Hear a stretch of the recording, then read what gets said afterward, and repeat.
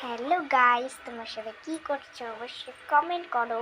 তো বন্ধুরা, আজকে আমার এই জায়গাটা গোছাবো, জামা কাপড় গোছাবো। চলো এবারে আমি এগুলো সব গোছাবো। নিচেরগুলো তো গোছা আছে, কিন্তু উপরেরটা কেমন হয়েছে চলো গোছাবো। চলো এবার সব জামা কাপড় উপরে নিয়ে গেছি। চলো এবারে গোছানো যাক। চলো এবারে গুছিয়ে গুছিয়ে রেখে দিই।